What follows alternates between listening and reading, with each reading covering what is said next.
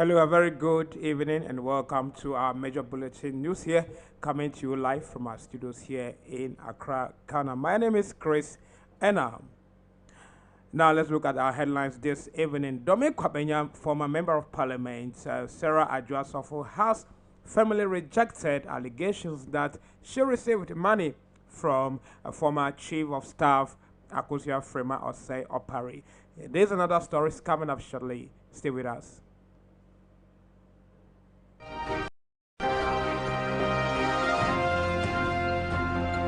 Now, in a very first story, Domi Kwabenya, former member of parliament, Sarah Adjuasofo, has firmly rejected allegations that she received money from former chief of staff, Akosia Frema Osei Opari.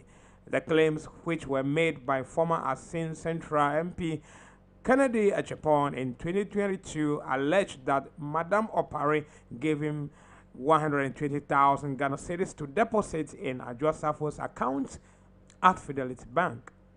Japan stated that the money was intended to encourage Adjuasofo to return to Ghana and attend parliamentary duties, especially when her presence was critical for the passage of the electronic transaction levy, also known as the e-levy. In an interview on Accra-based Asempa FM, Adjuasofo refuted the allegations, calling them mere attempts to tarnish her reputation. She stressed that her family has a good relationship with the former chief of staff, making it unnecessary for any middleman to facilitate financial transactions. I never received any money from Frema Opari, Adwoa Safo Myjoy Online. Former Member of Parliament, MP, for Don Kwabenya, Sarah Adwoa Safo has other stories concerning the former member of parliament. The former member of parliament for Domi Kwabenya also stated and declared that she has no regret about her decision to abstain from voting on the controversial electronic levy during her time in parliament. In an interview, she said and explained the internal conflict she faced between her personal convictions, her church, and her political party. She further stated that she didn't see the levy as a solution. Adjuasofo went on to share that they consulted with her people and her church members before making the final decision. I never received any money from Frema Opari, Adwoa Safo Myjoy Online. Now, moving on to other stories here. President Former Member of Parliament, MP, for Don Kwabenya, Sarah Adwoa Safo has firmly rejected allegations that his ongoing good neighborliness tour. The visit aims to strengthen bilateral relations between Ghana and Sierra Leone. Upon arrival, President Mahama was warmly received by Sierra Leone's President, Dr. Julius Maada Bio, and Ghanaian diplomatic representatives in the country. The visit is expected to foster cooperation between the two nations in areas such as trade, economic growth, infrastructure development, and regional security. You're still listening to Remould News, coming to you live from our studios here in Accra. Now, moving on to other stories. The Alliance for Social Equity and Public Accountability has raised concerns about the continued presence of certain appointees from the previous government in key positions under President Why are some John of Akufo-Addo's appointees still at post? Mahama asked audio. The SEPA has raised concerns about the continued presence of certain appointees from the previous government in key positions under President's administration. In an interview on ASEPA FM's Ekasi Isen, Mensa Thompson, executive director of ASEPA, questioned the rationale behind the appointments, expressing concern that it may indicate the National Democratic Congress, NDC, lacks the necessary human resources to replace these individuals. Officer of the Minerals Commission and Yvonne Opari, the managing director of the Ghana Airport Company Limited, as examples of individuals still holding their post despite the change in government.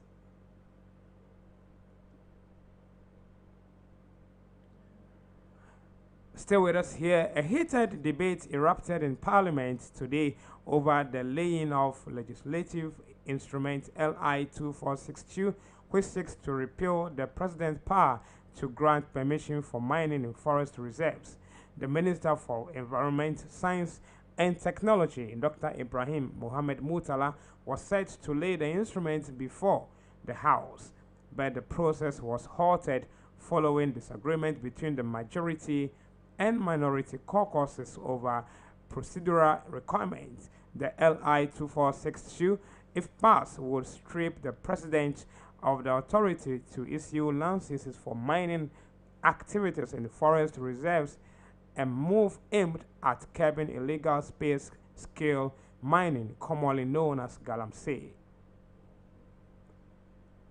This is a one-clause instrument, just one clause amendment to the regulations, which simply withdraws the powers of the president. So, Speaker, there is consensus across the country that this is a matter that should be done. We don't think that any stakeholder engagements will change anything. It is a commitment that this government made to Ghanaians, this president made to Ghanaians, that this power granted to presidents to allow mining in forest reserves, I don't want it. It should be taken away. And he has instructed his minister to come and lay the instrument that takes away the power. So, Speaker, there's nothing to discuss about this. A power granted, somebody says, I don't want to exercise the power. Take it away so that I'm not tempted to exercise it. Why do you want to tempt him? Why do you want to keep the law in place? Even by one day, why do you want to keep the law in place? So, Speaker, we are already here. And we are clearly not breaching any provision of the Constitution. As he said, it's a practice that we evolved so that when we are in a corner, we can wriggle our way out of it. But in this case, we are very clear about what we are doing. We are clear about the matter, that the president doesn't want the power. He wants it taken away. He doesn't want any money in forest reserves. And he doesn't want the law to stay any additional day beyond where it is now. So, Mr. Speaker, let us lay it. If the committee meets, and then the committee thinks that there should be a revision, they can come here. But I am assuring you that this side of the House is clear on the matter. I will not vote for any motion, any attempt to change anything in the regulations that are being laid. So, the Minister for Environment, Science and Technology, Dr. Ibrahim Mohammed Murtala. Now let's look at some stories in the business world. Finance Minister Dr. Kasiela Tuforsen has assured Parliament that the government is taking steps to stabilize the Ghanaian cedi against the major trading currencies. Addressing lawmakers, Dr. Tuforsen emphasized that despite past challenges, the government remains committed to strengthen the currency through strategic interventions. The cedi has faced significant depreciation in recent years, currently trading about 15.5 cedis to the US dollar.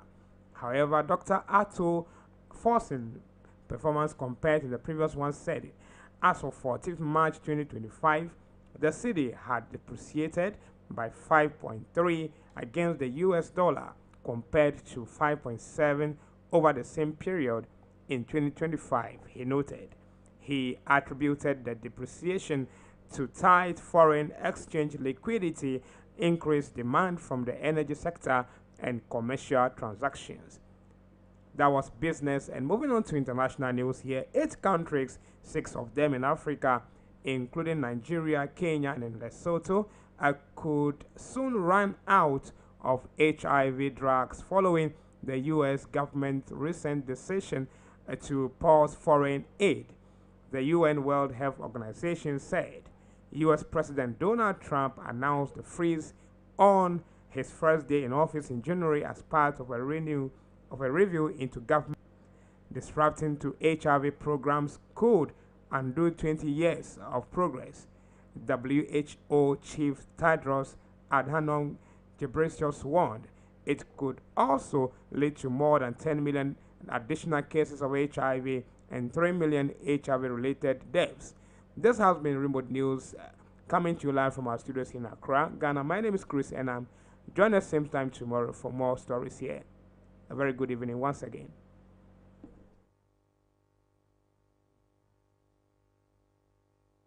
Remould Radio. Touching lives, transforming people. Remould Radio. We transform.